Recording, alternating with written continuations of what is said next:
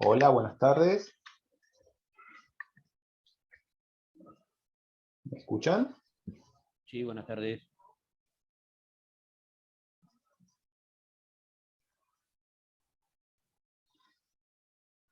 Hola, hola, ¿se escucha? Buenas tardes. Hola, buenas tardes, ¿se escucha?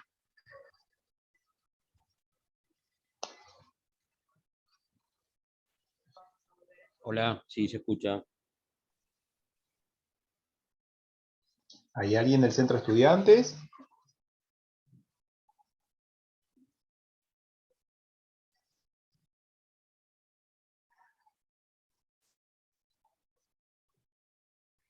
¿Y por qué no me responden? ¿No tienen micrófono? ¿Alguien?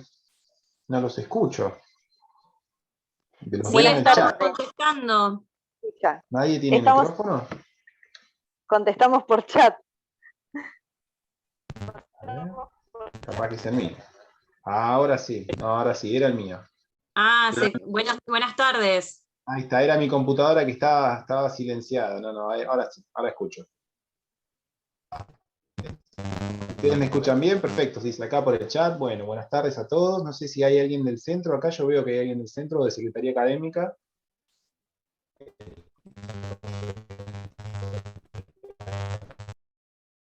Escucho como una voz lejana, pero no se entiende bien.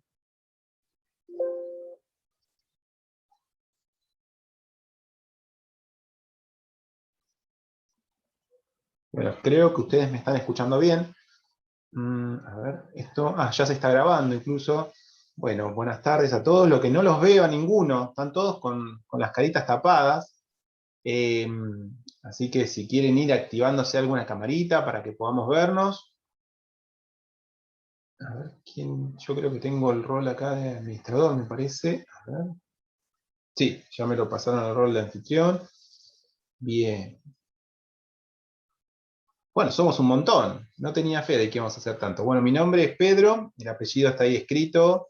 No es un trabalengua, sino que es mi apellido, ¿sí? Buenas tardes a todos. Voy a tratar de ayudarlos y colaborar con ustedes en este nuevo cuatrimestre que arranca hoy, en esta comisión. Ya han tenido la primera clase. ¡Wow! Somos un montón. Bien, perfecto. Ya han tenido una primera clase inaugural que creo que en nuestro horario fue grabada con la doctora Rotonda, porque bueno, ella justo no podía en este horario participar en forma directa, pero les grabó una clase que la subimos al campus virtual. No sé si ustedes ya han tenido acceso al campus virtual, creo que muchos de sus compañeros se estaban tratando de registrar e ingresar al campus. Ya lo ha inaugurado la gente del centro de estudiantes junto con la gente de la facultad, y está con los primeros datos como para arrancar. Tenemos ahí un cronograma, tenemos un programa de clases, tenemos la clase inaugural, ¿sí? El link de acceso a la clase inaugural que grabó la doctora Rotonda. Eh, y bueno, la idea es, en este cuatrimestre, que lo que ha decidido la facultad es hacerlo en forma virtual, al igual que los cuatrimestres anteriores, tratar de ayudarlos, ¿sí? En el tema de la cursada, en el tema del estudio de la materia, y que podamos juntos, bueno, ir transitando las diferentes unidades, ir analizándolas de a poco entre todos. Ustedes me dicen si hay algún problema de conexión, ustedes me dicen si se escucha bien, si no se escucha bien, si hablo muy rápido, si voy demasiado extenso en algún tema, si hay alguna cuestión que a ustedes les puede molestar. Tenemos el chat abierto. Generalmente no porque sea, digamos, me gusta estructurar demasiado la clase, pero por lo menos unas pautas como para arrancar me parece que están buenas para que tengamos todos una misma idea de cómo desarrollamos las clases. La idea, voy a trabajar generalmente con un PowerPoint de base, que ahora voy a compartirles pantalla para que tengamos entre todos, ¿sí? Una referencia y un marco sobre lo que estamos trabajando y los puntos que vamos a ver en cada día.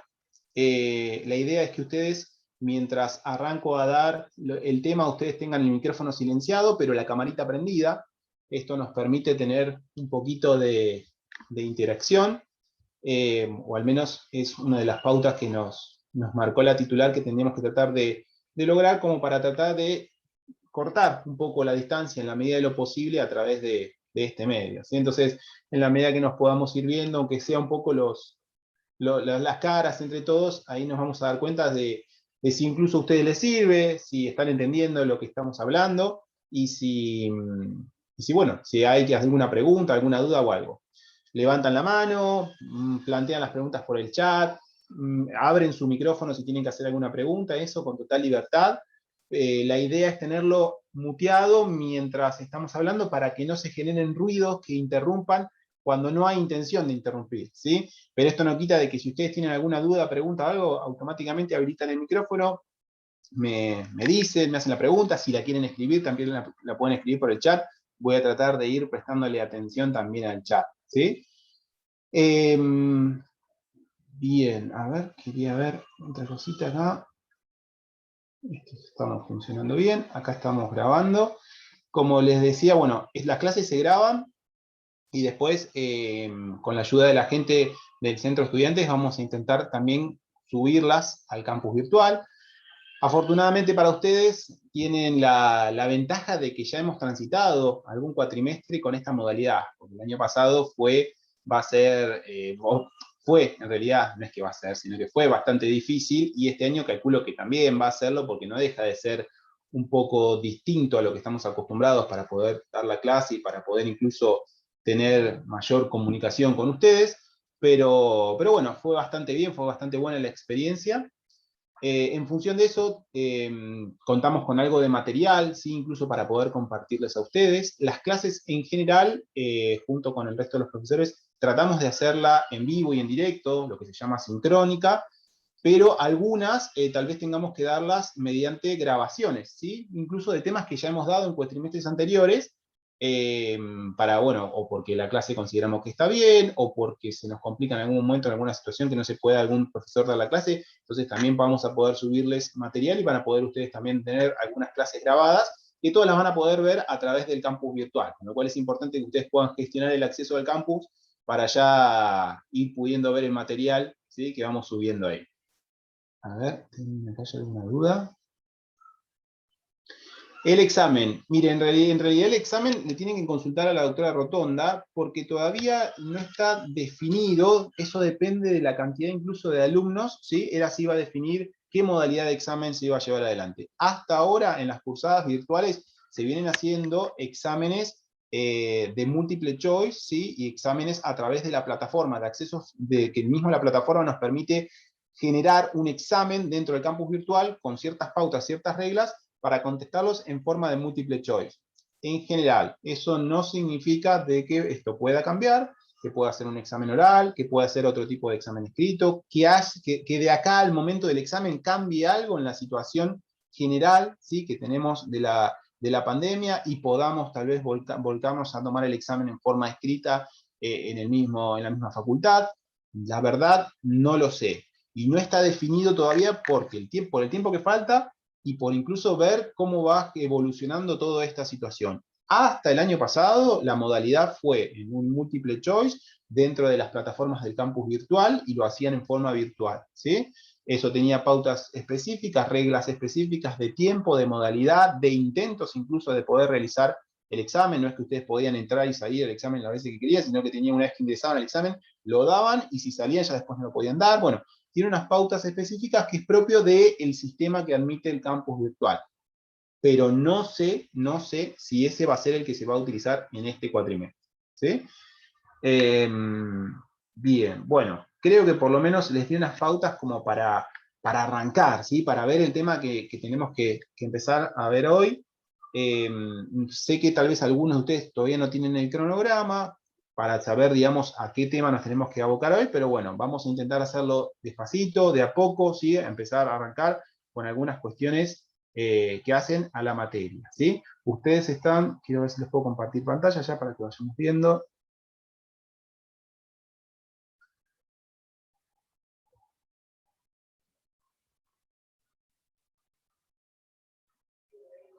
Bien. En teoría, si esto me sale bien, ustedes ahí tendrían que estar viendo la pantalla que tengo yo, ¿sí? Avísenme si estamos viendo todos bien. Sí, profesor, se ve correctamente. Bien, Sí, buenísimo. se ve bien. ¿Hay alguna duda respecto de lo que les fui diciendo hasta ahora? Yo trabajo, me olvidé de presentarme, tal vez yo trabajo en un juzgado de familia junto con la doctora Rotonda, así que tal vez vamos a poder transmitirles algunos casos o experiencias particulares que hemos tenido en la materia, ¿sí? Y ustedes están dentro del plan que incluye, bueno, familia y sucesiones, que vamos a tener que, arrancamos con familia y después una vez que hayan pasado la primera parte, vamos a ir a la parte de sucesiones. Bien, ¿se ve todo bien? Perfecto. Bueno, vamos a arrancar entonces de a poco. Hoy nos toca ver el tema de estado de familia, esto es en la unidad 2, ¿sí? O la bolilla 2, como lo quieran llamar. Y les tengo que advertir, ¿sí? Ya tengo que arrancar a decirles, para que no se pongan nerviosos, para que nos tomemos esta clase, que es la primera clase, con un poquito de calma.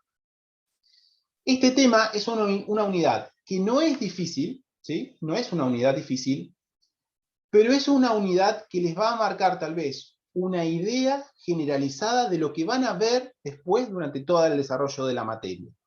Es decir, nosotros vamos a ver hoy un instituto muy importante del derecho de familia, pero es un instituto, ¿sí?, que es necesario que ustedes tengan, aunque sea una pequeña idea, de todos los demás institutos que integran la materia para poder realmente interiorizarlo, para poder realmente comprenderlo. Con lo cual, está buenísimo porque les va a dar una suerte de fuente, ¿sí?, de molde, en el cual ustedes van a incorporar todos los institutos, ¿sí?, vinculados al derecho de familia, pero, ¿sí?, les va a costar tal vez terminar de entender la función real que tiene esto hasta que no terminen de ver todos los aspectos que tienen, ¿sí?, en el desarrollo de la materia. Por lo cual, ¿qué quiero decir con esto? Tómenlo con calma, muchas palabras les van a resultar raras, muchas cuestiones les van a resultar, ¿sí?, en una terminología incluso tal vez difícil de entender de entrada. Algunas les van a sonar porque son cosas que ustedes van a escuchar, van a ver, o por lo menos han percibido de una u otra manera en sus propias familias, pero no se pongan mal si tal vez, ¿sí?, cada uno de los institutos o cada uno de los ejemplos no los entienden a fondo, porque los van a terminar de entender cuando desarrollemos cada uno de los aspectos, ¿sí?, que tienen que ver con el derecho de familia. Y a ver si esto me funciona. Para hablar de estado de familia, tenemos que arrancar recordando algo que ustedes ya han estudiado, ¿sí?, sobre todo en Civil 1, cuando vieron la parte general de Civil, que tiene que ver con el estado de las personas en general. ¿Y qué era este estado de las personas en general desde un punto de vista jurídico? ¿Sí? Era este conjunto de cualidades, conjunto de características que la ley tiene en cuenta para atribuirle determinados efectos jurídicos. Hay algunos aspectos, algunas particularidades que ustedes habían estudiado de las personas, ¿sí?, individualmente consideradas, que la ley toma en cuenta para atribuirle ciertos efectos jurídicos. O dicho de otra manera, era qué posición, qué lugar ocupa esa persona en la sociedad, teniendo en cuenta ese conjunto o esas características particulares, ese conjunto de cualidades. Esta posición, ¿sí?, porque era importante entender la posición, entender esas características que la ley tomaba en cuenta para atribuirle ciertos efectos, era justamente porque confiere, ¿sí?, derechos y correlativamente obligaciones tendientes a proteger ese estado de la persona en general. Y yo acá les hice un cuadrito como para que ustedes puedan ubicarse en dónde estamos parados cuando hablamos del estado de familia, ¿sí? Partiendo de esta idea del estado de las personas en general, algo que ustedes ya han estudiado en materias anteriores y que tiene que ver con esto que les digo. El estado de las personas en general tiene que ver con este conjunto de cualidades, de características que la ley va a tomar en cuenta, ¿sí?, que el legislador, que quien pensó en esta normativa va a tomar en cuenta para atribuirle determinados efectos jurídicos. Y ahí se dividía dependiendo de qué mirada vamos a darle a ese conjunto de cualidades, a esas características. Si la miramos desde un punto de vista del derecho público y vemos a estas características en función de la persona frente al Estado, frente a la comunidad, ¿sí?, políticamente organizada, ahí hablamos entonces de un estado político de esta persona, ¿sí? Hablamos del estado político de las personas. Y ahí encontramos, por ejemplo, que una persona, dependiendo de si es justamente esta característica que tenga, si es nacional o es extranjero, va a tener determinados derechos y determinadas obligaciones. Esa rama, ¿sí?, que va por el derecho público, obviamente es una rama a la cual nosotros, desde el punto de vista de la rama del derecho en que estamos parados, que es el derecho privado, mucho no nos va a interesar.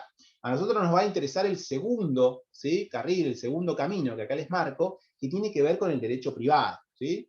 Entonces, acá, dentro del derecho privado, nosotros vamos a considerar o analizar, o mejor dicho, vamos a tener en cuenta las características que tiene la persona, si lo analizamos desde sí mismo o lo analizamos en función de alguien más, en función de las relaciones familiares que tiene esa persona.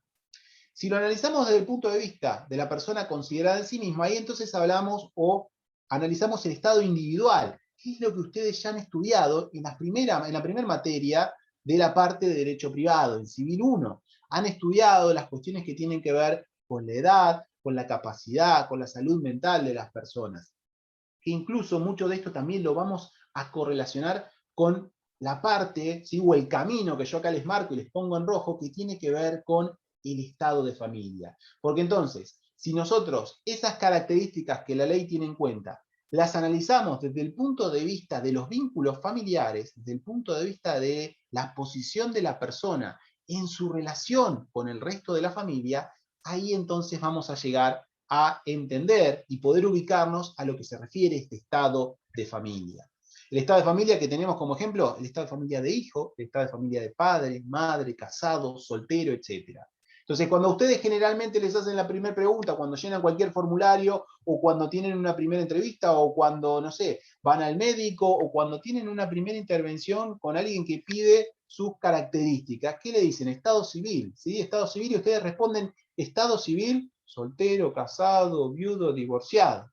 Pero en realidad les están preguntando su estado de familia. ¿Por qué les preguntan como estado civil y ustedes responden de esta manera? Porque ya le dijeron su edad, entonces ya asumieron si era una persona mayor o menor de edad. Su estado individual ya lo han analizado. Y quieren saber su estado civil de familia, ¿sí? Entonces, acá es la importancia para poder entenderlo desde el punto de vista técnico-jurídico, qué diferentes divisiones tenemos en cuanto al estado de las personas, teniendo en cuenta, ¿sí?, teniendo en cuenta la fuente desde la cual lo analicemos, el derecho público, el derecho privado, y teniendo en cuenta qué características, ¿sí?, se toman en consideración para definir ese estado. Y este estado, entonces, de familia, estas características o estas cualidades van a estar dadas, ¿sí?, por los vínculos jurídicos familiares. Estos vínculos jurídicos familiares que unen a una persona con otras, y son justamente, como les digo, las características que se tienen en cuenta para poder determinar un estado de familia. Esos vínculos jurídicos familiares son los que nos van a dar la llave para poder determinar y poder darnos cuenta en qué estado de familia se encuentra una persona respecto, ¿sí?, de otras. Para esto ustedes van a tener que, creo que ya lo han visto en las clases inaugurales, o por lo menos el tema de la unidad 1, repasen los diferentes conceptos de familias que hay, ¿sí?, desde un concepto restringido hacia un concepto más amplio que tenemos hoy por hoy, en cuanto a qué podemos entender dentro de este grupo familiar. Yo acá les pongo, esto es un poquito por escrito lo que contiene este cuadro, entonces que en esta primera división habíamos visto desde el punto del derecho público, del estado político de la persona considerada frente al Estado, nacional o extranjero, desde el punto de vista del derecho privado, dijimos si la consideramos a la persona en sí misma, hablamos entonces del estado individual o el estado personal de la persona, justamente considerando qué edad tiene esa persona individualmente, cuál es su condición de salud mental, cuál es su condición de capacidad. Entonces, puede ser mayor o menor de edad, mentalmente sano, con capacidad restringida, con necesidades de apoyos, etc. Pero si lo consideramos desde la parte que nos importa para llegar, ¿sí?, toda esta vuelta, fíjense cómo arranqué despacio, ¿sí?, arranqué despacito como para tratar de posicionarnos bien en dónde estamos parados para hablar del tema de estado de familia. Entonces ahí podemos decir, por ejemplo, que una persona es casada, viuda, divorciada, cónyuge, pariente, etc. Desde el punto de vista más técnico, ¿sí?, como para que ustedes tengan un concepto un poquito más técnico, dijimos entonces la posición que ocupa una persona dentro de la familia, que origina relaciones jurídicas familiares y cuyo contenido, ¿sí?, son derechos y deberes. Entonces, esto nos importa conocer el estado de familia porque tiene como correlato, cada estado de familia tiene ciertos derechos y ciertos deberes, ¿sí?, que cumplir y que exigir para poder cumplir. Entonces esta sería una primera aproximación a lo que nos referimos con este estado de familia de las personas. Si voy muy rápido o si tienen alguna duda, me dicen, ¿sí? O lo plantean por el chat, o me dicen, abren el micrófono. Estoy tratando de ir calmado. Generalmente debo admitir que tiendo a la aceleración, ¿sí? Tiendo a ir rápido, porque me gusta tratar de que las clases a ustedes les sirva. Entonces, debo admitir que tenemos muy poco tiempo para poder desarrollar cada clase y mucho material y muchos temas para ver en cada una de las clases. No todos, y esto es otra advertencia que tengo que hacer, no todos los puntos vamos a poder cubrirlos en cada clase, con lo cual va a ser responsabilidad también de ustedes poder desarrollar el resto de los puntos junto con el material que recomienda la titular y que recomienda la cátedra. Pero bueno, vamos a intentar hacer el esfuerzo, por eso hay veces como que tiendo a acelerar un poquito. Si ven que voy muy rápido, me dicen y paramos y volvemos para atrás. ¿Cuál es la naturaleza que tiene el estado de familia y los elementos que encontramos en este estado de familia? Bueno, como naturaleza jurídica, como característica que presenta el estado de familia, vemos que es un atributo de la personalidad, que en realidad ya lo tenía el estado general de las personas, y que entonces como atributo de la personalidad lo tienen las personas naturales, ¿sí?, o las personas de existencia visible, no lo tienen las personas jurídicas. Por lo tanto, es constitutivo de la esencia de la personalidad, y es una calidad inherente, dependiente e inseparable de la persona. ¿Qué significa esto? Que no hay persona sin Estado, ni Estado sin persona, ¿sí? Esto tiene que ver entonces con esta característica de atributo de la personalidad, inherente a esta persona. O sea, ahí les estoy tirando algunas palabras que nos van a servir para ver las características que tiene el estado de familia en general. Este estado de familia está dado por los vínculos jurídicos familiares. Para ahorita que a ustedes ya les tiene que empezar, ¿sí?, a sonar, a romper el hielo del vocabulario de familia, ¿sí? Entonces estos vínculos jurídicos familiares que unen a una persona con otra, o puede ser, ¿sí?, puede ser que el estado de familia esté dado por la ausencia de un vínculo jurídico familiar. ¿Por qué? Porque al estado, ¿sí?, de soltero no tiene otro correlato, no tiene otro vínculo, no tiene otra persona con la cual, ¿sí?, tener esta relación. Sin embargo, tiene ciertas características, la ley atribuye determinados efectos jurídicos a esta condición de soltero, ¿sí? O puede ser también la ausencia de vínculo paterno-filial, en el caso de hijos de padres desconocidos, ¿sí? Un niño que encontramos, ¿sí?, en una situación de abandono, lo abandonaron en algún lugar, lo abandonaron en una institución, lo abandonaron en una casa y no se sabe de quién es ese hijo. No está inscrito, no figura, no tiene ningún registro, no sabemos de quién es. Entonces, es hijo de alguien, pero no se sabe de quién es, ¿sí? Entonces, puede ser dado, entonces, el vínculo jurídico puede ser dado que exista relación directa con otra persona, o puede ser dado por la ausencia de un vínculo concreto con otra persona. Los vínculos jurídicos familiares son, puse acá dos órdenes, pero vamos a ver que hay un poquito más. Los vínculos jurídicos familiares son en principio dos grandes órdenes. Esto tranquilo, que ustedes lo van a estudiar en profundidad, cada uno de estos vínculos, ¿sí? El vínculo conyugal es el vínculo que viene del matrimonio, ¿sí? Entonces, este es un primer vínculo familiar. Y después tenemos el vínculo parental o el parentesco, que une a la persona con otra en razón de naturaleza, el vínculo que se llamaba antes consanguíneo, o vínculo biológico, también lo pueden decir, en razón de las técnicas de reproducción humana asistida. Tranquilos, que esto que parece un trabalengua, van a ver que no es tan complejo, pero es algo novedoso, se incorpora con el Código Civil y Comercial en el 2015, y lo vamos a estudiar en particular cuando veamos filiación, cuando veamos todo el tema del parentesco también. Y en razón de la adopción, ¿sí? Cuando hablamos de adopción, ustedes de alguna manera alguna idea han tenido o tienen, incluso por lo que resulta de los medios de comunicación. Y también en relación o en razón de la afinidad. La afinidad, que lo vamos a estudiar en particular, pero básicamente la afinidad son los parientes del cónyuge, por decirlo de alguna manera, ¿sí? Entonces los parientes del cónyuge son los que marcan este vínculo de afinidad. Estos son, a grandes rasgos, ¿sí?, los dos grandes grupos que tenemos dentro de estos vínculos jurídicos familiares. Por un lado el conyugal, por el otro lado el parental o parentesco. Ojo, esto es un dato para que ustedes ya vayan teniendo en cuenta, no los mezclen, ¿sí? El cónyuge no es pariente, tiene un vínculo particular, un vínculo jurídico familiar distinto, pero es un vínculo familiar en sí. que tiene, y en función de este estado de familia, tiene derechos y tiene obligaciones también. Entonces, tenemos estos dos grandes grupos, a los cuales podríamos incluir también, de acuerdo a muchos autores, un nuevo grupo que se incorpora con el Código Civil y Comercial, que es el vínculo convivencial. Que el vínculo convivencial tiene que ver o está dado por las relaciones de unión convivencial. Esto es algo que se incorpora con el Código Civil y Comercial en el 2015, y ahí tienen algunos artículos para que vean dónde está empezado a regular esto. Tranquilos también, que los vamos a estudiar en profundidad. Tienen unidades, cada uno de estos vínculos tienen unidades particulares para estudiar. Por esto es lo que yo arranqué advirtiéndoles y diciéndoles, tómenlo con calma. Empecemos a aflojar los oídos, ¿sí? Y a entender que existen estos vínculos familiares, que pueden ser de diferentes órdenes, que tenemos un vínculo conyugal, que tenemos un vínculo parental, que tenemos un vínculo convivencial.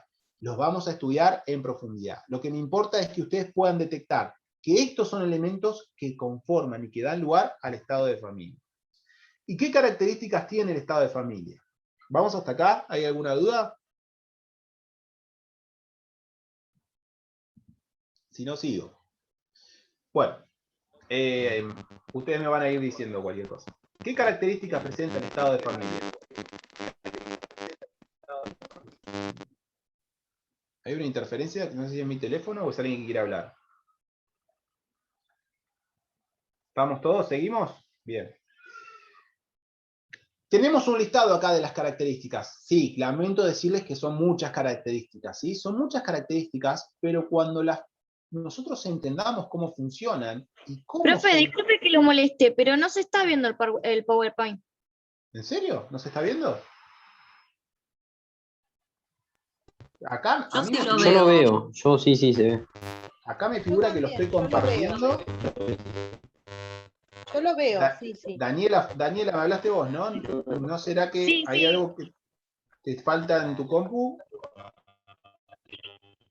A ver que en el chat... Ahí está, estaba arriba. Lo veía usted nada. Se escucha interferencia. A ver, si no quieren hacer preguntas, por favor apaguen los micrófonos. Cuando tengan que hacer alguna pregunta, ahí sí prenden el micrófono para lo que quieran decir. Creo que ahí se cortó la interferencia. Me parece que era alguien con algún micrófono.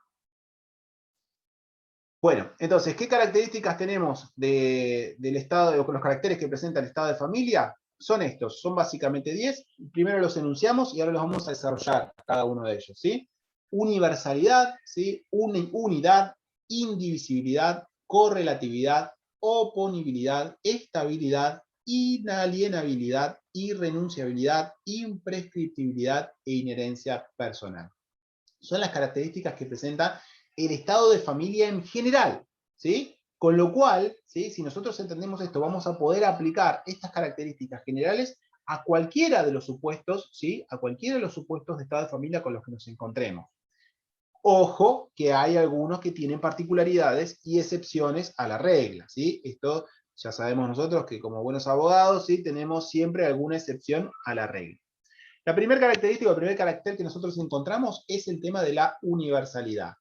¿Qué significa esto? Significa que el estado de familia es universal en el sentido de que comprende todas las relaciones jurídicas familiares. Es decir, no solamente comprende la relación padre e hijo, que nosotros sabemos o podemos entender de primera mano, ya nosotros nos damos cuenta que hay una relación, un vínculo jurídico entre los padres y los hijos, sino también, ¿sí? Que incluye los que tengan que ver con el resto de los parientes, los que tengan que ver con los cónyuges e incluso, ¿sí? También si hay convivencial. Comprende todas las relaciones jurídicas familiares, no únicamente, ¿sí? Las que tienen que ver con uno solo de los vínculos, sino que comprende todas las posibilidades de relaciones familiares. En la medida que tengamos un vínculo familiar, un vínculo jurídico familiar, estaremos incluidos entonces dentro de esos diferentes estados de familia.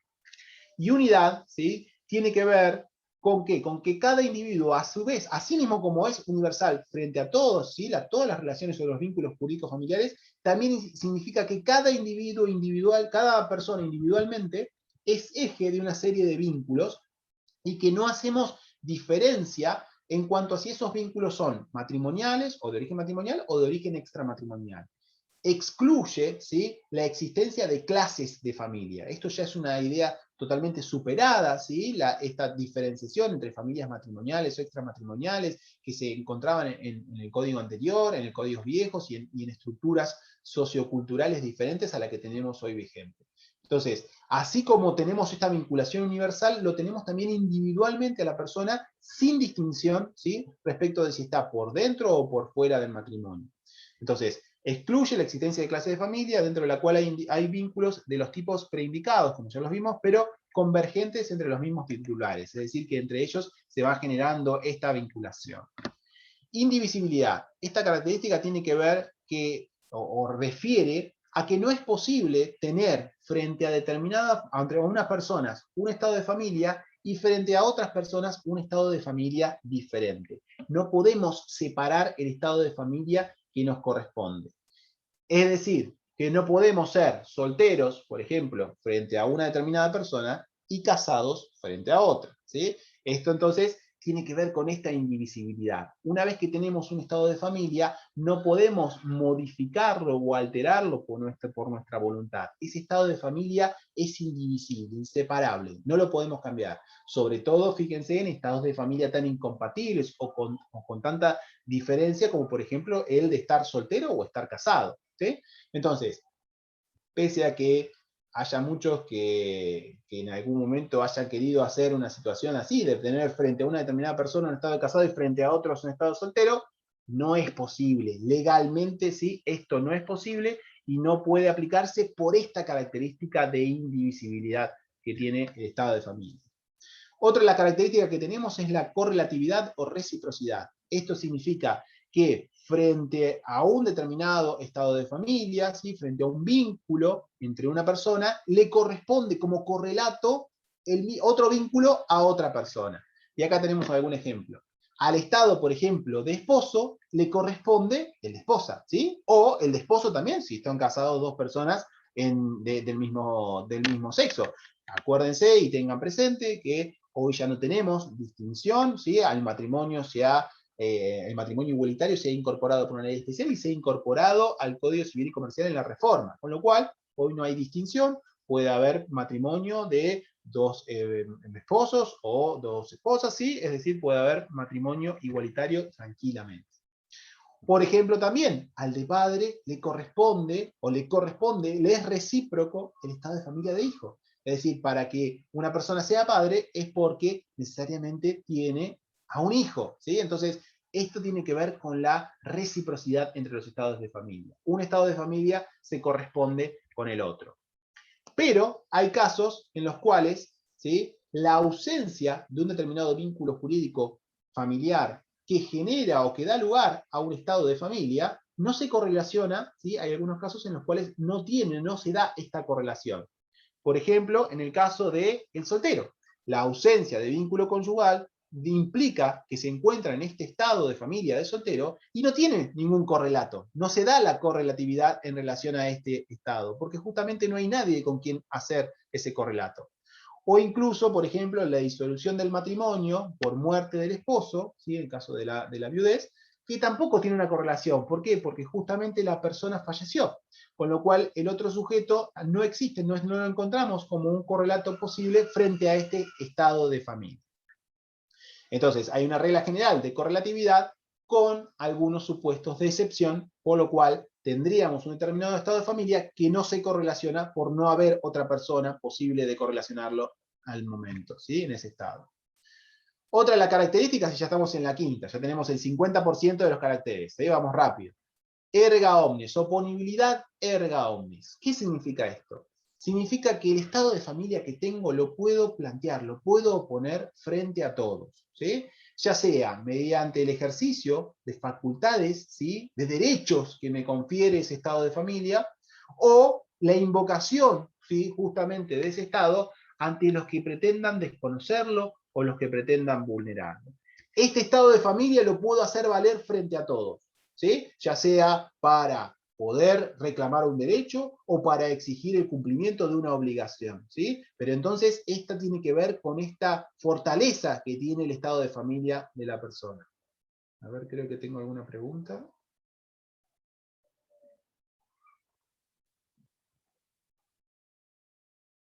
Sí, el Power los voy a subir a la plataforma. Sí, el PowerPoint lo voy a subir al campus virtual.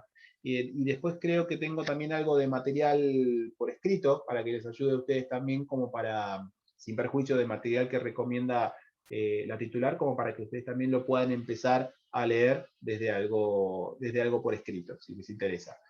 Ya les digo, todo el material que se sube es complementario a la bibliografía principal, ¿sí?, que recomienda la cátedra. De nada. Bien, seguimos entonces. El PowerPoint y la grabación también voy a subir, ¿eh? O sea, estamos grabando ahora y después vamos a subir la grabación. Eso por si alguno, no sé, si alguno tiene que hacer alguna otra cosa, lo quiere ver más tarde, o simplemente, no sé, lo quiere ver a su tiempo, también lo van a poder revisar. Inversamente, entonces, los terceros pueden oponer al titular del estado de familia dicho estado, tanto por relaciones familiares, como a fin de hacer valer responsabilidades frente a ellos que derivan de tales relaciones familiares. Esta es la contracara, ¿sí? Así como puedo oponer este estado de familia frente a todos, también me lo van a poder, ¿sí?, oponer a mí, me lo van a poder hacer valer para que responda frente a las obligaciones que tienen que ver o se vinculan a ese estado de familia. Por ejemplo, como la de los padres por el hecho ilícito de los hijos, ¿sí?, o la que en ciertos casos corresponde a un cónyuge por obligaciones contraídas por el otro. Es decir, si mi hijo resulta que comete un hecho ilícito, se manda, ¿sí?, se manda una de las suyas por las cuales tengo, ¿sí?, que responder como padre frente a esa situación, frente a ese perjuicio, frente a ese daño que ha ocasionado, entonces me van a poder hacer valer justamente este estado de familia, este estado de padre que detento, para poder, ¿sí?, reclamarme el cumplimiento de mi obligación.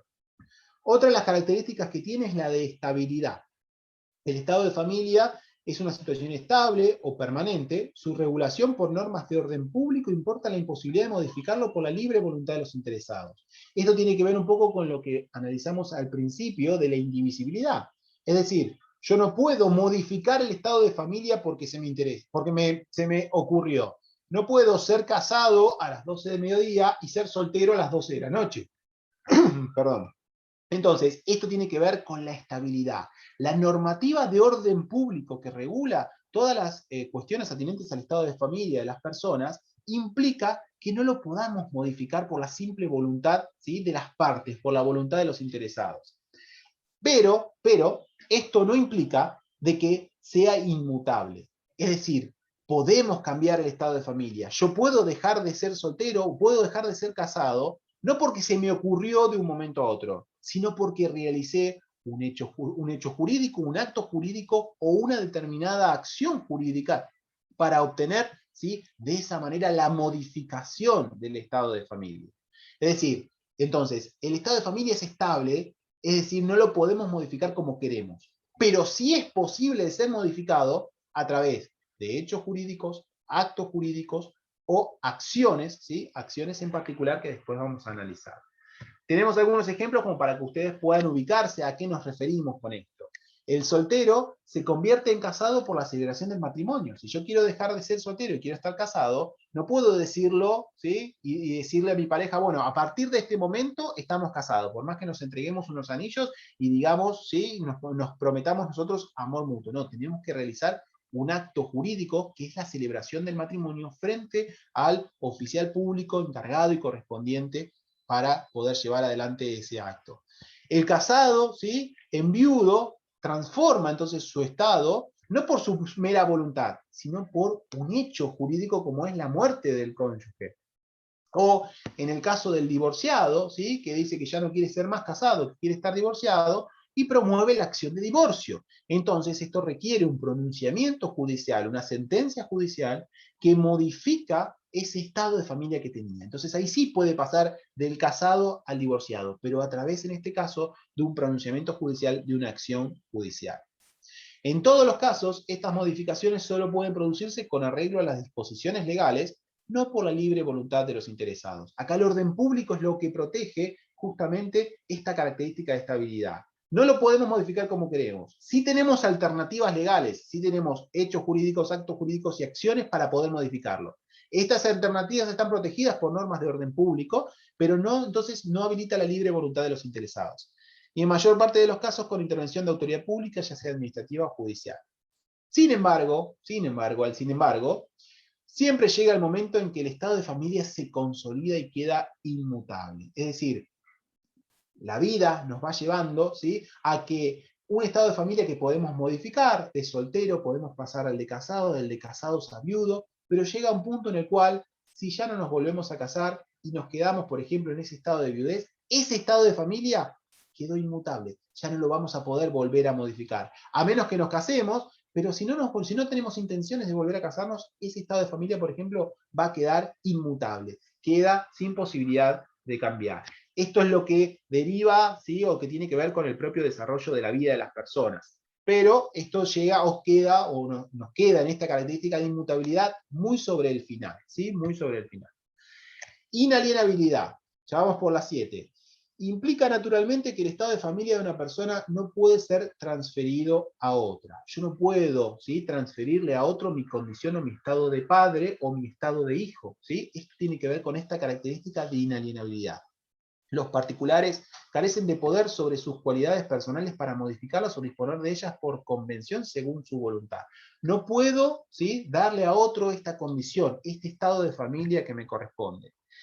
Acá hay que distinguir, sin embargo, ¿sí?, lo que tiene que ver con la posibilidad de enajenar, la posibilidad de vender o transar el estado de familia en sí, y de las dos variantes que tenemos dentro del estado de familia en sí de las personas. Los derechos extra patrimoniales que tienen o que emergen de ese estado, y los derechos patrimoniales que derivan de ese estado.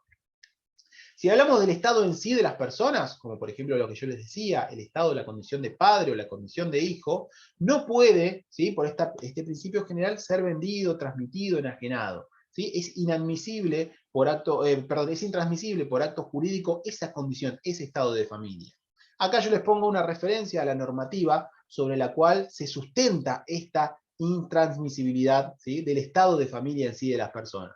Repasen el artículo 12, que tiene que ver con las normas de orden público, el 279, que tiene que ver con el objeto de los actos jurídicos, porque esto no deja de ser, ¿sí?, un acto jurídico, el 725, el 944, y el que más me interesa que ustedes vean y que podamos ver es el 1643, que específicamente veda esta posibilidad de transmisión del estado de familia. Acá se los traigo para que ustedes les sea un poquito más fácil poder encontrarlo. ¿Y qué nos dice este artículo 1644? No se pueden transigir, no pueden transigirse sobre derechos en los que está comprometido el orden público, ni sobre derechos irrenunciables. ¿Qué dijimos nosotros recién? Dijimos que las normas vinculadas al estado de familia de las personas están protegidas por normas de orden público, por eso son estables. Y tampoco podía, ¿sí?, tampoco podía ser renunciado, y ahora eso lo vamos a desarrollar un poquito más adelante, pero no lo puede modificar la propia voluntad de la persona. Esta característica de estabilidad implica esto. Tampoco pueden ser objeto de transacción los derechos sobre las relaciones de familia o el estado de las personas, excepto que se trate de derechos patrimoniales derivados de aquellos. Y esto es lo que nos da un poco, ¿sí?, esta cuestión o esta necesidad de diferenciar los derechos extra patrimoniales de los derechos patrimoniales que vienen o emergen de ese estado, ¿sí? Entonces, el estado de familia en sí no se puede modificar, no se puede transigir, no se puede enajenar, no lo podemos transar, no lo podemos negociar. En algún caso, y para algunos autores, se plantea como excepción, ¿sí?, la posibilidad de la revocación de la adopción simple por acuerdo de partes. Esto simplemente se los pongo como para que ustedes tengan, ¿sí?, una referencia a esto, lo van a terminar de entender cuando vean las características particulares de la adopción simple y en qué casos se daría la posibilidad de ir en contra, revocar, dejar sin efecto esa adopción simple. Ténganlo, enganchenlo ahí con un clip o con lo que a ustedes les guste, como para tenerlo de referencia de excepción, nada más. Los derechos, y acá entonces teníamos que diferenciar los dos aspectos, lo extra patrimonial de lo patrimonial que integra el estado de familia. Y lo que tiene que ver con los derechos extra patrimoniales, ¿sí?, está claro que no es posible que podamos transferir a otro o a otra persona derechos, ¿sí?, por ejemplo, que emanan de la responsabilidad parental. No podría, por ejemplo, entonces, transmitir mi condición de hijo, transmitir el derecho que tengo a ver a mis padres todos los días, transmitir el derecho que tengo de vivir con mis padres, transmitir el derecho de mantener, ¿sí?, comunicación el fin de semana, mantener comunicación todos los días, estos derechos extrapatrimoniales que tienen que ver con los aspectos personales, ¿sí?, del individuo involucrado, claramente no lo puedo transmitir. No le puedo transmitir este derecho a mi mejor amigo, no le puedo transmitir este derecho a mi primo, ¿sí? Entonces, esto tiene que ver con esta imposibilidad de transmisión de los derechos extrapatrimoniales. Pero, ¿sí? Pero los derechos patrimoniales, ¿sí?, que emergen de un determinado estado de familia, sí podrían ser susceptibles de ser transmitidos. Serían enajenables, podría transmitirlos, entonces en estos casos sí podría hacerlo, por lo que prevé este artículo 1644. Podría, por ejemplo, transmitirle a otra persona el derecho, ¿sí?, del cobro de los alimentos que me adeuda mi papá hace un año. Entonces, no puedo transmitirle, por ejemplo, mi derecho a ver a mi papá, ¿sí? Por más que yo no lo quiera ver, digo, yo no lo quiero ver a mi papá, se lo transmito a mi primo, se lo transmito a mi vecino, no puedo hacer eso. No se lo puedo negociar, no le puedo negociar a mi primo, decirle, bueno, te doy 2 días más con mi papá el fin de semana si me das 100 pesos. Eso no lo puedo hacer. Pero sí puedo hacer, es decir, yo tengo derecho a cobrar un año de alimentos que me debe mi papá, si lo puedo enajenar, lo puedo transar, lo puedo acordar con alguien, decirle, bueno, te lo dejo a 1.000 pesos, aunque vale 2.000, vos dame de 1.000 y lo negociamos, lo acordamos, ¿sí? Esto sí es posible hacerlo porque tiene que ver con un aspecto netamente patrimonial. El límite, ¿sí? El límite va a estar dado a todo esto cuando este aspecto patrimonial puede afectar el estado de familia en sí, o puede afectar los derechos extrapatrimoniales que emergen de ese estado. Y acá yo les puse el ejemplo, ¿sí? El de no se puede transferir o ceder el derecho a los alimentos futuros. Ese es el límite. Yo puedo acordar o puedo darle a otro, ¿sí?, la posibilidad de negociar los alimentos que ya pasaron, pero no puedo negociar los alimentos que van a venir, porque esos alimentos que van a venir son los alimentos que yo necesito para poder subsistir. Entonces ahí estaría afectando mi propia condición de hijo. Esto tómelo con calma, ¿sí? Lo van a terminar, como yo les digo, en esta unidad, porque es una de las primeras unidades que es difícil de poder entender porque ustedes necesitan saber aspectos que tienen que ver con los alimentos, aspectos que tienen que ver con el régimen de cuidado, aspectos que tienen que ver con los derechos y los deberes que hay dentro de cada vínculo jurídico familiar. Pero lo vamos a estudiar en profundidad cuando analicemos responsabilidad parental, cuando analicemos alimentos, cuando analicemos, ¿sí?, todo el tema del parentesco, lo vamos a estudiar en profundidad. Esto es para que ustedes vayan teniendo una idea a lo que nos estamos refiriendo con este estado de familia.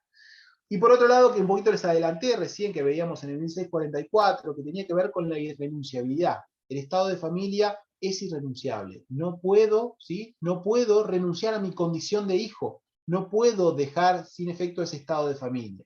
Y tiene que ver, o se sustentan estas dos normativas, que tienen que ver con el artículo 3 y el 944, que refieren básicamente a los derechos, a la posibilidad de renunciar a derechos que son propios y atributos propios de la personalidad.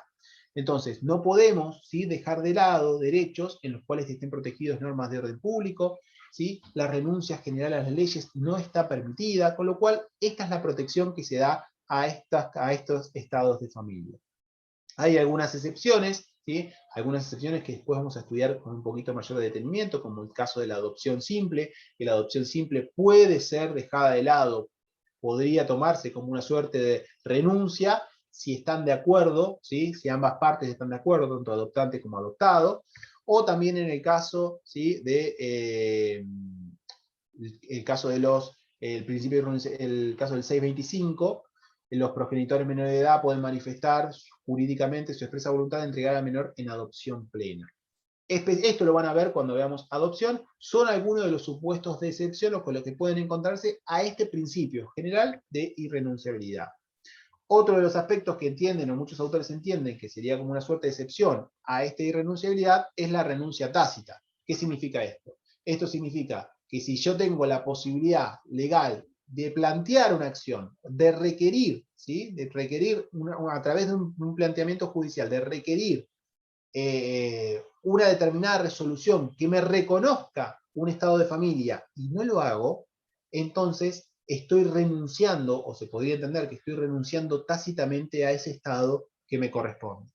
Estos son algunos autores entienden que existiría esto también como una suerte de excepción. Pero el principio general entonces es la irrenunciabilidad. No podemos, por nuestra sola voluntad, dejar de lado el estado de familia que tenemos. Y también tenemos la imprescriptibilidad, ¿sí? La imprescriptibilidad significa que no puedo adquirir o perder un estado de familia por el paso del tiempo. Por más que me hubiese gustado mucho cómo jugaba Maradona, y yo consideraba que si él me trataba como hijo durante 30 años, iba a poder ser hijo de él, si realmente no lo soy, ¿sí? No puedo adquirir esa condición, no puedo adquirir ese estado de familia. Aunque bueno, ahora pobre Diego le están saliendo hijos por todos lados, ¿sí? El tema es justamente esto, el paso del tiempo no me da ni me quita el estado de familia, no me genera este vínculo familiar, ¿sí? No puede ser adquirido mediante la prescripción adquisitiva o usucapión, ni se pierde por prescripción liberatoria. El estado se adquiere únicamente por hechos, actos jurídicos o sentencias o resoluciones judiciales. Y este carácter entonces se vincula también con uno de los que ya vimos, ¿sí? Con el tema de la estabilidad. Entonces, no puedo modificar el estado de familia, el paso del tiempo tampoco me lo modifica. Lo puedo modificar con hechos jurídicos, con actos jurídicos o con sentencias con resoluciones judiciales. Y se pierde también de la misma forma. No es posible, por ejemplo, perder el derecho de tener la guarda del hijo bajo la responsabilidad parental, es decir, por más que hace mucho tiempo que yo no tengo a mi hijo bajo mi cuidado porque estoy teniendo problemas con la madre, el paso del tiempo no me impide, ¿sí? No me hace perder mi condición de padre, sin perjuicio de que esto puede llegar a después tener consecuencias, sanciones desde el punto de vista de la pérdida de ciertos derechos, pero la condición de padre no la puedo perder por el paso del tiempo. Y por último, llegamos al final de los caracteres, ¿bien? Llegamos al final de los caracteres. Tiene que ver con la inherencia personal. Inherencia personal, y está un poco ligado a lo que arrancamos diciendo del estado en general de las personas, ¿sí? Tiene que ver con esta situación o esta condición de atributo de la personalidad que tiene el estado de familia de la persona. Es inherente a la persona, está excluido su ejercicio por toda persona que no sea su titular. No puede venir un acreedor mío a querer ejercer mi rol de padre el fin de semana con mi hijo porque le debo 20.000 pesos, ¿sí? Entonces, esta condición de inherencia personal, este atributo que tiene particularmente la persona, es lo que implica y protege al estado de familia. ¿Dónde encontramos regulado esta característica de inherencia personal? En el artículo 713, que refiere a las acciones de estado de familia, que vamos a ver un poquito más adelante y que después se va a profundizar, pero básicamente está hablando también del estado de familia en general, de las personas son de inherencia personal y no pueden ser ejercidas por vía de subrogación. Esto que les digo, el acreedor entonces no puede venir a plantear querer pasar más días o más un tiempo con mi hijo, ¿sí? Por el hecho de que tengo una deuda, por ejemplo. No es concebible tampoco que se herede el carácter de padre, de hijo, de esposo. No puedo heredar, ¿sí? No puedo heredar esa característica, no puedo heredar esa condición, ¿sí? Entonces, no puedo transmitirla tampoco, es inherente a la persona. Y también está la prohibición del ejercicio por los acreedores de los derechos de ese carácter que tenemos en el 739.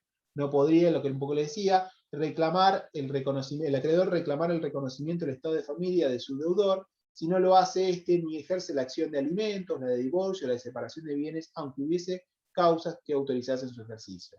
Es decir, si yo, por ejemplo, resulta que en realidad no soy hijo de mi padre, sino que resulta que biológicamente soy hijo de Maradona, por decirlo de alguna manera, y resulta que tengo un acreedor al cual le debo 1.000.000 de pesos, este acreedor no puede ejercer por mí el derecho a que se me reconozca, ¿sí?, como hijo de Maradona. Ese derecho, ¿sí?, en cuanto al estado de familia, en cuanto al estado personal, es propio, ¿sí?, de la persona que es beneficiaria de ese estado de familia. No puede, por vía de subrogación, un acreedor plantear una acción de filiación, ¿sí? Ahora, si yo planteo la acción de filiación, el acreedor sí me podrá venir a querer cobrar a partir de lo que tenga a percibir patrimonialmente, ¿sí?, de esa herencia. No sé si me siguen en la idea, ¿sí? Si está claro hasta acá. Sin embargo, la subrogación es posible cuando se trata de ejercer derechos puramente pecuniarios, aunque tengan su origen en el estado de familia. Se aplica la acción oblicua para pedir la partición de herencia o para iniciar el juicio sucesorio, ¿sí? Es decir, si yo ya tengo mi condición de hijo reconocida y no quiero ir al juicio y plantear la acción, por ejemplo, en el caso de Maradona, no quiero ir al juicio, aunque tengo el papel que me dice que soy hijo de Maradona, pero no quiero ir al juicio porque no me gustan los medios, porque no quiero saber nada, porque nunca me dio bolilla. Entonces, en esa condición en la que quiero decir, a ver, vos sos hijo de Maradona, a vos algo de todo esto que está dando vuelta te va a tocar. Entonces, yo quiero cobrar, vos a mí no me podés pagar, yo quiero cobrar de algo de lo que a vos te toca. Si vos no planteás, si vos no te presentás, si vos no iniciás el juicio, puedo ir yo en representación como tu acreedor para iniciar un juicio. ¿Pero para qué? Para que se me reconozcan derechos patrimoniales, no la condición o el estado de familia de hijo. ¿Sí?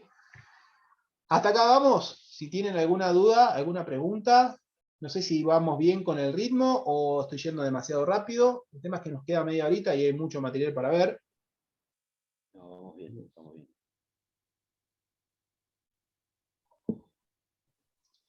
Lo feo de esto es que, a menos que abran los micrófonos, yo no los escucho. Así que parto de la idea de que si no dicen nada es porque les está gustando la clase, la están pasando bomba, especialmente por ser la primer clase de la materia, la están pasando genial, dándole 10 características del estado de familia. Yo por ahí me perdí un poco No lo algunas dudo, cosas ¿no? que me han faltado de anotar, digamos, por la rapidez. A ver, no se preocupen por anotar, porque yo el PowerPoint lo subo, ¿sí? O sea, subo el PowerPoint y subo la clase grabada. O sea, con lo cual, tranquilos con lo de anotar. Sí que les sirva a ustedes para tratar de seguirme en la idea de la clase, el anotar. Eso sí, pero no se enrosquen en querer copiar todas las cosas que están acá, porque yo lo que armo de PowerPoint es más que nada para que a ustedes les sirva como una idea a la vista, ¿sí? Y sobre todo también para que podamos tener un hilado de la clase. Así que con ese sentido, yo les subo todo el material, quédense tranquilos, no se preocupen por no tener o por no llegar a copiarlo del PowerPoint. Así todo. Si hay algo que ustedes me dicen, mira, déjame un poquito más el PowerPoint que lo quiero copiar, no hay ningún problema, me dicen, pasemos una pausa, no hay ningún problema con eso. A ver. Bien, vamos a ir un poquito más lento. Perfecto, bien, vamos un poquito más lento. Sí, entiendo de que es la primera clase. Así todo debo avisarles que este es mi modo lento, con lo cual vamos a tener un poquito de velocidad más adelante. Vamos a ver algunos de los efectos jurídicos, por lo menos los vamos a referir y les voy a dar una referencia, les voy a dar una aproximación de dónde pueden encontrar estos efectos jurídicos, ¿sí? Pero van a ver que tiene mucha vinculación con los vínculos familiares que vamos a estudiar en particular. Hay diferentes tipos de efectos, ¿sí? En realidad los efectos es lo que más nos importa para poder entender el estado de familia, porque si no, el estado de familia en sí, si no tiene ninguna consecuencia, si no genera nada, no me sirve. ¿Para qué me sirve estudiar el instituto? Entonces, el estado de familia de las personas es lo que a ustedes les da, como yo les decía, les da la base, les da la fuente, les da el aspecto que les contiene, ¿sí? La idea de dónde ustedes tienen que buscar, ¿sí? Las consecuencias, los efectos que esto genera. Porque si ustedes dicen, bueno, estado de familia sí, las características universal, unidad, estabilidad, indivisibilidad, pero si no lo incorporan, ¿sí? Si no lo incorporan como lo que esto representa para las personas, no van a poder, ¿sí? No les va a servir para poder encontrar qué consecuencia tiene y a dónde dirigir los efectos de ese estado de familia. Entonces, los efectos pueden ser de diferentes órdenes. Vamos a ver los principales que vamos a analizar, o por lo menos los que les voy a referir son los efectos civiles. Hay efectos penales y hay efectos procesales también. Uno de los efectos civiles que tiene justamente el estado de familia de las personas es que es la base de impedimentos matrimoniales. ¿Por qué es la base de impedimentos matrimoniales? Porque justamente no pueden casarse las personas que tengan vínculos jurídicos familiares de parentesco o vínculos de afinidad o vínculos de ligamen. ¿Qué significa? Que la persona casada, por esa condición, por ese estado de familia de casado, tiene como efecto que no pueda casarse con alguien más. No tenemos, ¿sí?, la bigamia o el doble matrimonio, como lo quieran llamar en nuestro sistema regulado y habilitado en nuestro sistema. El matrimonio es único en nuestro sistema, con lo cual una persona casada no puede casarse con otra. ¿Por qué? Porque ese estado de familia que tiene de casado le genera como efecto jurídico este impedimento matrimonial. Lo mismo después también con los parientes. Ustedes van a ver que ciertos parientes no pueden casarse entre sí, ¿sí? Y van a ver también que no puede casarse una persona con el pariente afín, ¿sí?, de su cónyuge. Incluso, ¿sí?, o aún, esto se extiende, aún cuando las personas se hayan divorciado, ¿sí?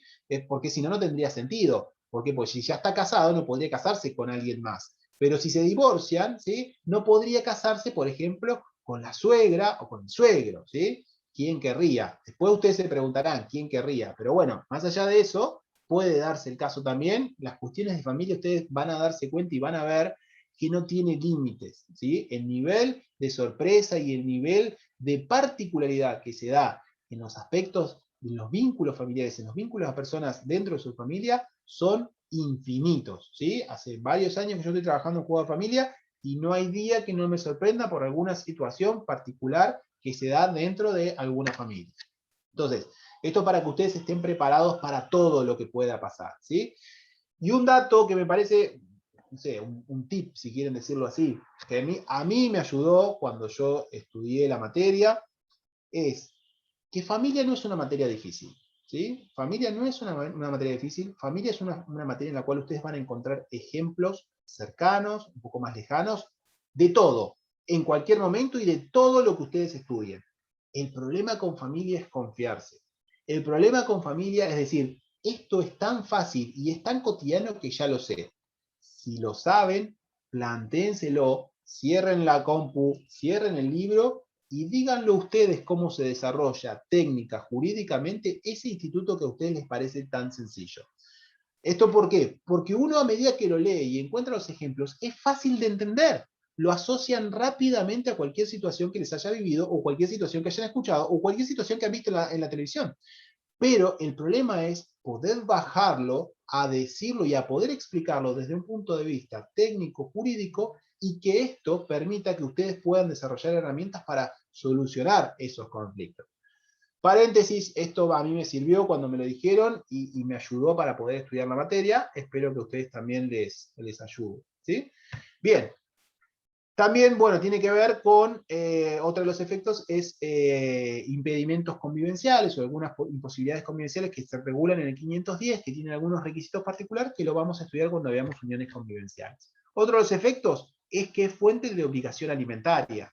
Ustedes, ¿sí?, aun cuando no han estudiado nada todavía de la materia, saben, ¿sí?, que los hijos tienen derecho de alimento respecto de los padres. Es decir, los padres tienen que cubrir las necesidades de los hijos. Aun cuando ustedes esto todavía no lo hayan estudiado, ustedes van a ver que este es un efecto simple, sencillo, natural que tenemos, pero no sabían de dónde surgía esta consecuencia. Esta consecuencia surge del estado de familia de padre, de su correlato de estado de familia de hijo, y de la regulación que tenemos, por ejemplo, en el artículo 658 del Código Civil y Comercial en adelante. También lo tenemos respecto de los parientes, ¿sí? No solamente de los padres respecto de los hijos, sino que también tenemos respecto, ¿sí?, de parientes de los ascendientes, también tenemos respecto de, para los costados, ¿sí?, respecto de los parientes colaterales, que vamos a ver bien qué se refiere a eso. También hay obligación alimentaria entre los cónyuges, y vamos a ver en qué medida, por cuánto tiempo, qué pasa si esos cónyuges deciden divorciarse, esto se extiende o no se extiende esa obligación alimentaria. Pero lo que voy con esto es a lo más sencillo. ¿De dónde sale esta obligación? De acá, del estado de familia de las personas. De esa condición de cónyuge es lo que tiene como efecto tener obligación alimentaria. Lo mismo también se da en los casos de las uniones convivenciales. Esto simplemente les traje como para que tengan una referencia de, si quieren empezar a ir leyendo, dónde encuentran esta obligación alimentaria. Pero lo que yo quiero que saquen en concreto de acá es que les estoy dando lo más general, ¿sí? ¿Por qué se genera esto? ¿Por qué tenemos esta obligación alimentaria? Porque es uno de los efectos derivados del estado de familia, por ejemplo, de hijo, del estado de familia de cónyuge, del estado de familia de pariente, ¿sí? Después lo vamos a estudiar en profundidad. Es fuente de vocación sucesoria intestato. Si bien el tema de sucesiones lo vamos a ver una vez que ustedes superen familia, pero básicamente ustedes saben también, por lo que han podido ver en general en sus familias o han tenido conocimiento de alguna persona cercana a ustedes, que los hijos heredan a los padres. Es digamos, un designio natural, un correlato natural de la vida, el hecho de que los hijos heredan a los padres. ¿Pero por qué se genera esto? ¿Por qué algo que nos parece tan natural tenemos que encontrarle un fundamento jurídico. Acá está el fundamento jurídico, ¿sí? Este efecto viene derivado, ¿sí?, del estado de familia de la persona. También otorga el derecho de oponerse a la celebración del matrimonio. Ustedes van a ver entonces, cuando vean los impedimentos para poder casarse, vamos a ver quiénes pueden plantear la oposición sobre la base de esos impedimentos, ¿sí? Por ejemplo, el hermano del novio se entera, ¿sí?, que la pareja con la que se va a casar le es infiel, y entonces en esa situación dice, bueno, mirá, acá no nos podemos casar, o se entera, ¿sí?, que en realidad tiene algún impedimento por el cual no puede casarse. La pareja, por ejemplo, ya está casada con alguien más, ¿sí? Entonces, en esa situación podemos encontrar entonces impedimentos matrimoniales, y este vínculo familiar habilita para poder oponerse a la celebración del matrimonio. Confiere legitimación activa para la promoción de la acción de nulidad de matrimonio, lo van a ver en particular. En general son los mismos que pueden oponerse a la celebración del matrimonio. Tranquilos que matrimonio es un tema particular para ver. También confiere legitimación activa, le da la posibilidad de poder plantear, ¿sí?, los casos de limitación a la capacidad. Si vemos que una persona, un familiar nuestro, sufre alguna situación de enfermedad mental, sufre alguna limitación en cuanto a su posibilidad de poder, de autovalerse, podremos entonces en esa condición de familiar plantear la acción de limitación o restricción a la capacidad, protegerlo, intentar proteger a esa persona para que tenga apoyos, para que tenga ayuda necesaria para poder llevar mejor su vida. Impone la obligación de denunciar la orfandad o la vacancia de la tutela bajo la sanción de privación del derecho de esta. Esto es un poco más técnico, pero básicamente refiere a que si un familiar se encuentra o conoce de una situación en la cual un menor de edad no tiene persona adulta para que lo pueda proteger, tiene que denunciar esto bajo unas determinadas sanciones, ¿sí?, que ahí plantea el artículo 111 del Código Civil. Pero este vínculo familiar es lo que lo habilita a poder plantear esta situación. Inhabilita al oficial público para actuar como tal en los asuntos de que estén interesados sus parientes dentro del cuarto grado. La cercanía, ¿sí?, la cercanía familiar, la cercanía del vínculo familiar que pueda tener el oficial público, ¿sí?, en relación a determinada persona, impide que pueda llevar adelante, ¿sí?, directamente esa tarea. El motivo, ¿sí?, que genera esto es justamente esa cercanía familiar. Y también para ser testigos. En principio, entonces, las personas cercanas no pueden, ¿sí?, ser testigos de los instrumentos públicos en los que participa este oficial público. Después hay algunos efectos penales que ustedes van a poder estudiar, y de hecho incluso tal vez, no sé si alguno ya ha dado la parte de penal, lo debe tener incluso hasta más frescos que yo, que es en el tema de los agravantes en algunos delitos como homicidio, lesiones, abusos de arma, privación de la libertad. La cercanía que tiene con el vínculo familiar, ese estado de familia con la persona imputada, puede generar entonces un agravante en la sanción. Y también puede operar como eximente en algunos supuestos, en los casos de hurtos, defraudaciones, daños, ¿sí?, que puede darse entre cónyuges, ascendientes, descendientes, afines, hermanos y demás. Y también como uno de los elementos del delito en los casos de los incumplimientos de los deberes de asistencia familiar. Esto es una ley interesante, ¿sí?, que yo acá se los traje, es una ley cortita, se los dejo acá en el PowerPoint para que después la puedan leer, que tiene que ver con una sanción penal ante el incumplimiento del deber de asistencia familiar, ¿sí? Es decir, no solamente hay sanciones de tipo civil a la falta de cumplimiento de la asistencia, de la ayuda familiar, los medios indispensables para que el hijo menor de edad subsista, sino que también hay una posibilidad de una sanción penal, ¿sí? Esto después léanlo con calma, lo vamos a estudiar en profundidad cuando veamos responsabilidad parental. Lo importante es que ustedes sepan que esta sanción penal se genera a partir de esa vinculación familiar. Se genera por el hecho de que una persona que es padre no cumple adecuadamente, ¿sí?, con proveer al hijo de los medios indispensables para la subsistencia. Esta vinculación es lo que genera, es la génesis, ¿sí?, de esta sanción penal, el estado de familia de padres e hijos. A ver, ¿se escucha a alguien de fondo? No sé si tienen alguna pregunta. Hola. Sí, ¿quién habla? Sí, yo. No te veo yo. No lo escucho bien, lo escucho robot. Sí, estoy con el video. A ver, ¿alguien más me escucha mal en general? Yo lo escucho bien. Capaz que estás Yo con algún escucho todo teléfono, capaz que... entrecortado y medio robotizado. Yo desde acá me veo y me escucho bien, pero no sé si será, ¿estás con algún teléfono? ¿Estás conectado con teléfono? Capaz de la señal. Acá me dicen varios Sí, que me estoy con escuchan el bien. celular. Capaz que es la señal tuya. Acércate si estás Ah. estás en tu casa, en alguna red, o si no, cambia de red si tenés posibilidad. Sí, me parece que Listo, tiene que ver con la conexión a internet. gracias. Bueno, listo, perdón, gracias. No, no hay problema. Bien. Sí, por ahí es la conexión. Bien.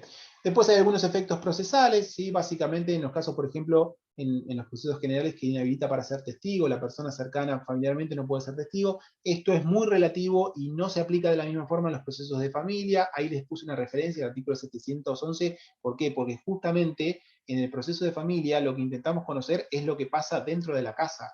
Y lo que pasa dentro de la casa muchas veces lo conocen mejor los propios familiares que cualquier vecino o persona ajena a la familia. Por eso es un principio que tiene un efecto, pero que está limitado o que está restringido en el fuero de familia. A ver si esto funciona. Bien, vamos a avanzar. El acto jurídico familiar, esto es bastante sencillo, el acto jurídico familiar, porque no es ni más ni menos que la aplicación general de las normas del acto jurídico que ustedes ya han visto en la parte de Civil 1. ¿Sí? ¿Por qué? Porque como les dije al principio, ¿sí? El acto jurídico, ¿sí? Lo que nosotros realizamos, digamos, estos actos que se realizan para conformar, para establecer determinados vínculos jurídicos familiares, tienen, ¿sí? Consecuencias legales. Con lo cual, encuadra dentro del concepto, la terminología que tenemos de acto jurídico en general.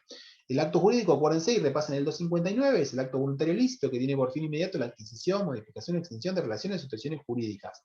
Cuando lo aplicamos dentro del aspecto, dentro de la esfera familiar, ¿sí? Estamos hablando entonces de una especie del acto jurídico en general, del acto jurídico familiar. Con lo cual, ¿qué significa esto? ¿Y por qué es importante? Significa que se le aplican aquellas normativas vinculadas al acto jurídico en general.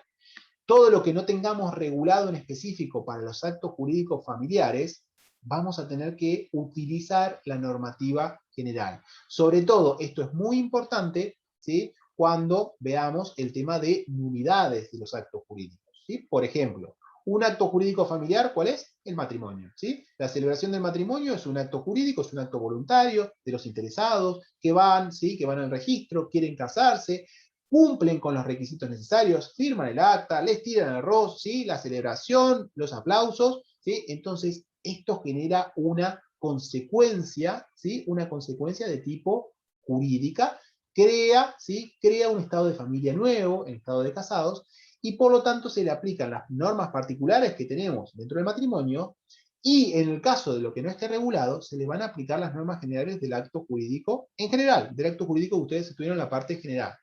Significa que si, por ejemplo, hay una de las personas, ¿sí? Que no comprendía que se estaba casando, ¿sí? Y entonces ese acto puede ser viciado de alguna nulidad, entonces vamos a poder aplicarle la normativa general en materia de nulidades a ese acto jurídico. Por ejemplo, como para que tengan una idea. Después, bueno, hay diferentes clasificaciones de actos jurídicos, ¿sí? Dependiendo de si lo que están haciendo es, por ejemplo, emplazar o desplazar de un estado de familia. Y esta es una terminología que tienen que empezar a acostumbrar el oído. Emplazamiento y desplazamiento de determinado estado de familia.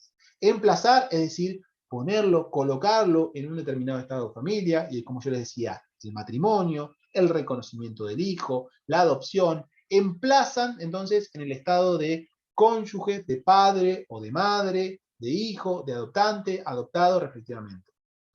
Y por ejemplo, la revocación de la adopción desplaza, quita, ¿sí? Deja sin efecto un estado de familia, ¿sí? Que había sido creado por la adopción. Lo mismo, por ejemplo, en el divorcio, ¿sí? El divorcio desplaza de un estado de familia de casado y pasa al estado de familia de divorciado. Y después ustedes van a ver también, que esto lo vamos a ir analizando a medida que sigamos avanzando en la materia, hay actos jurídicos bilaterales y unilaterales. Hay actos jurídicos unilaterales, por ejemplo, el reconocimiento del hijo. El reconocimiento del hijo, ¿sí?, alcanza con que lo haga la persona que va a reconocerlo. No necesita que nadie más, ¿sí?, le dé la conformidad sobre ese acto jurídico. Y un acto jurídico bilateral podría ser, por ejemplo, el matrimonio. Es el más sencillo. Si no hay dos partes que quieran celebrar el acto, uno solo no puede casarse, ¿sí? Tienen que estar los dos involucrados. Y por último tenemos título de estado de familia y posesión de estado de familia. El título del estado de familia tiene que ver con el instrumento público o el conjunto de instrumentos públicos con los cuales resulta y acredito ese estado de familia que tengo, ¿sí? Y conforma la prueba legal, la prueba suficiente para poder demostrar que tengo ese estado de familia determinado. Y acá les puse algunos ejemplos como para que me parece que es más interesante que el concepto en sí. El título de estado, por ejemplo, matrimonial, lo pruebo, ¿sí? Lo pruebo, lo acredito, conformo este título ¿con qué? Con la partida de matrimonio. O en su caso, con la sentencia judicial que declara comprobada la celebración del matrimonio si me está faltando la partida de matrimonio. Es decir, el acta de matrimonio es lo que a mí me va a dar el título de ese estado de familia que tengo. Me da el título de estado de familia de casado. El título de la afiliación matrimonial, por ejemplo, ¿cómo va a estar dado? Por un lado, ¿sí? Por un lado va a estar dado con la partida de matrimonio de los padres y por el otro lado con el acta o la partida de nacimiento del hijo. A ambos, ¿sí?, el conjunto de estos dos títulos, estos dos instrumentos, me dan lugar para acreditar que soy hijo de mis padres que están casados, ¿sí? Lo mismo puedo acreditar, o sea, o puedo utilizar también para poder acreditar la afiliación extramatrimonial. Es decir, mis padres no están casados, ¿sí?, pero con el acta de nacimiento yo puedo justificar que soy hijo justamente de mis padres. Y es una afiliación extramatrimonial, ¿sí? ¿Por qué? Porque estos padres no estaban casados. ¿Voy a tener más o menos derechos como hijos porque mis padres estén casados o no? No. Lo que sí va a tener, ¿sí?, lo que puede repercutir es en determinado o diferente tratamiento ante situaciones particulares, ¿sí?, en función de ciertas características y ciertas presunciones que tenemos y que ustedes lo van a ver fundamentalmente cuando vean acciones de filiación. No es lo mismo una acción de filiación, ¿sí?, frente a un matrimonio que una acción de filiación frente a personas que son padres pero no están casadas. ¿Sí? Los derechos y las obligaciones del hijo no van a variar. Lo que van a variar es el tratamiento legal para poder encarar ese tipo de acciones, por ejemplo. El título de estado de familia, entonces, es la prueba privilegiada de ese estado. Yo con eso, con ese papelito, ¿sí?, con esa partida, con ese acta de matrimonio, es suficiente para poder justificar que estoy casado, es suficiente para poder justificar mi estado de familia de casado. Produce efectos en sí mismo, por sí mismo, y únicamente puede ser privado de ello mediante acto jurídico o el ejercicio de una acción judicial.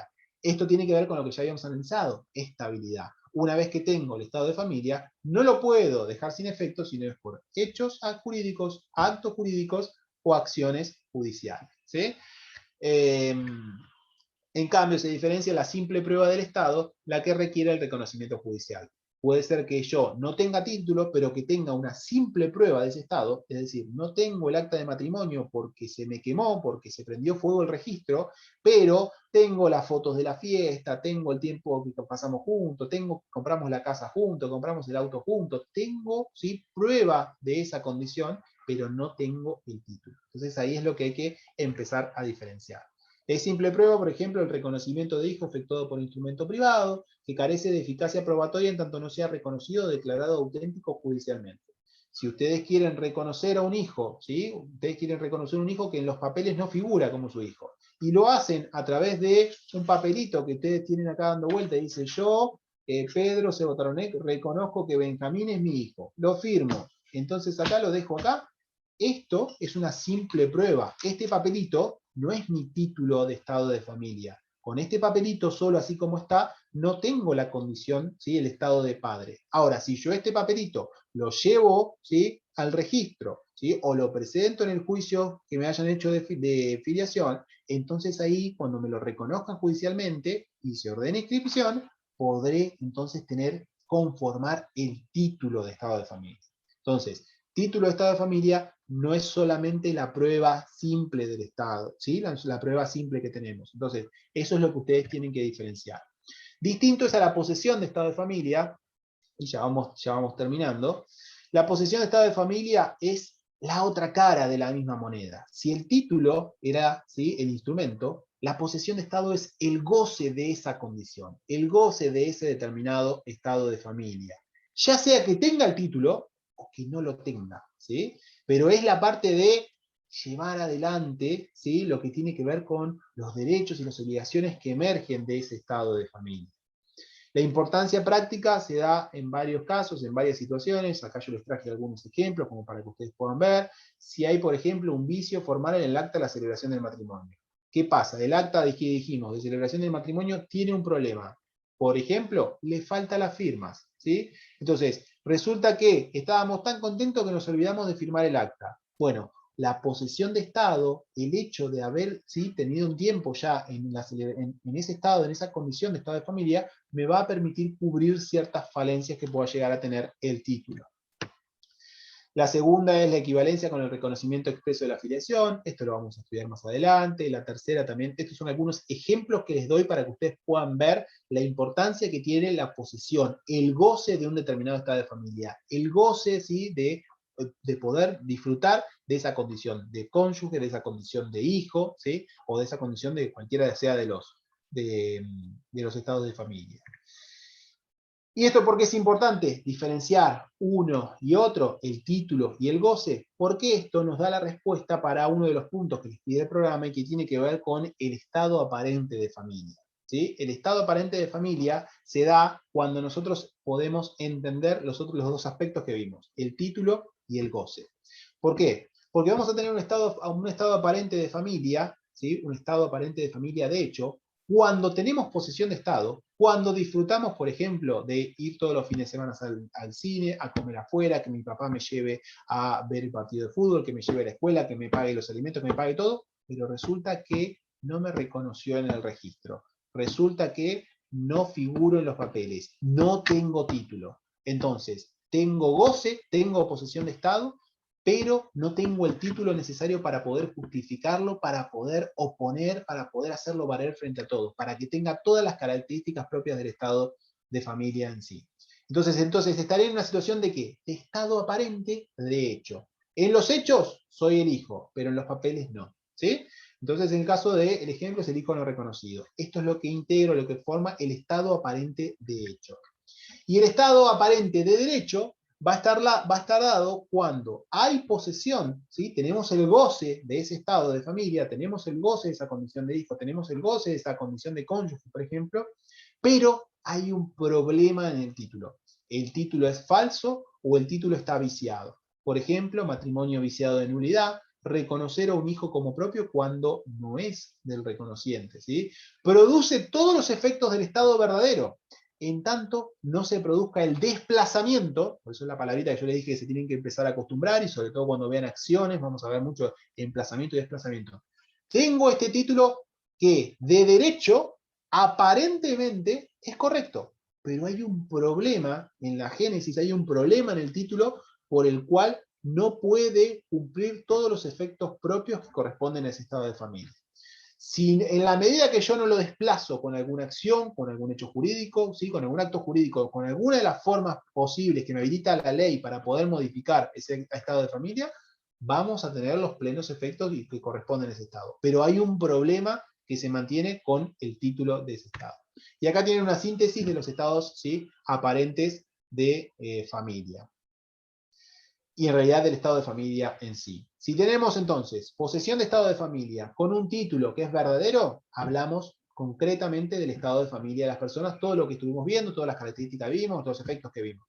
Si tenemos un título que es falso, pese a que tengamos el goce, pese a que tengamos la posesión, ¿sí?, de ese estado, pese a que lo disfrutemos, estamos ante un estado aparente de familia de derecho.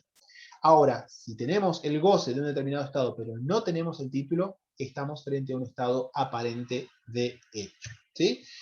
Nos queda ver un poquito lo de las acciones de estado de familia, simplemente como para que ustedes puedan tener una idea de que con las acciones de estado de familia lo que queremos es, como ya se les había adelantado, obtener un pronunciamiento judicial, es decir, lo que queremos es comprobar un estado de familia o destruir un estado de familia que se tiene y no corresponde porque es falso o porque es inválido, o bien crear o modificar un determinado estado de familia.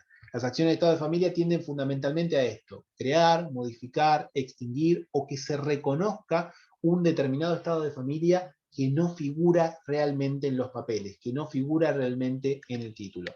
¿Sí? No las hay, las acciones de estado de familia van a ver que no son acciones que se dan respecto del parentesco en general, sino que las acciones atacan o versan cada uno de los vínculos jurídicos familiares que yo ya les adelanté, o el vínculo conyugal, o el vínculo parental o parentesco, ¿sí? Es decir, cada uno de los vínculos, ¿sí?, son los que pueden atacarse en función de estas acciones, en general, las acciones de estado de familia en general. Y después les dejo acá para que puedan, bueno, hay una clasificación, la clasificación de las acciones de Estado, que pueden distinguirse dependiendo de si son por el vínculo familiar matrimonial o acciones de filiación, que esto, tranquilos, lo vamos a estudiar en particular. Hay acciones de filiación matrimonial, extramatrimonial, adoptiva, sino también se pueden distinguir por los efectos constitutivas o declarativas, y ahí tenemos acciones de reclamación y acciones de impugnación.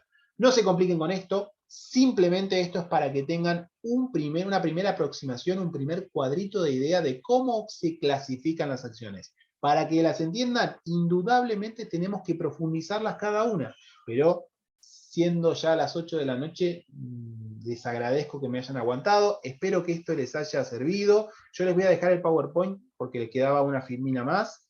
Claramente esto va a continuar, ¿sí? Espero que bueno, que las clases con esta dinámica les sirvan. Cualquier cosa, si ustedes ven que hay algo para modificar, algo que les pueda resultar más interesante, menos interesante, asimismo, mientras vamos dando la clase, si me dicen, no, este tema ya lo vimos con algún profesor, este tema ya nos queda claro, podemos ir avanzando más rápido. En ese sentido, tenemos libertad para poder trabajarlo como más les convenga a ustedes. La idea de esto, y lo digo ahora para después no tener que decirlo en cada clase, la idea de esto es que a ustedes les sirva, ¿sí? Entonces esto tiene que servirles a ustedes para ayudarlos a estudiar. Alguno puede decir, no, yo prefiero quedarme en mi casa leyendo y me sirve más, perfecto, podrá tranquilamente hacerlo, o ver cuando quiera en la grabación, si le parece, o ver el PowerPoint.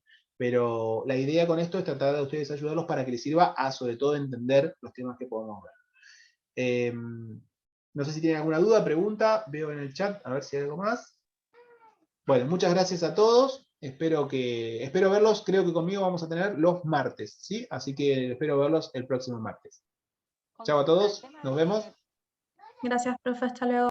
Chao, hasta El luego. tema del presente, El presente todavía no tengo porque, como les decía, están terminando de cerrar las inscripciones a la materia. Así que ahora tengo que definir con la doctora Rotonda a ver cómo va a ser el tema de la asistencia. En esta primera clase no pasé asistencia y no sé cómo lo va a tomar, si lo van a tomar con la grabación, lo van a tomar con una asistencia que tengamos que pasar. Ya calculo que para la próxima clase vamos a estar un poquito más claros en ese sentido. ok, muchas gracias. No, de nada.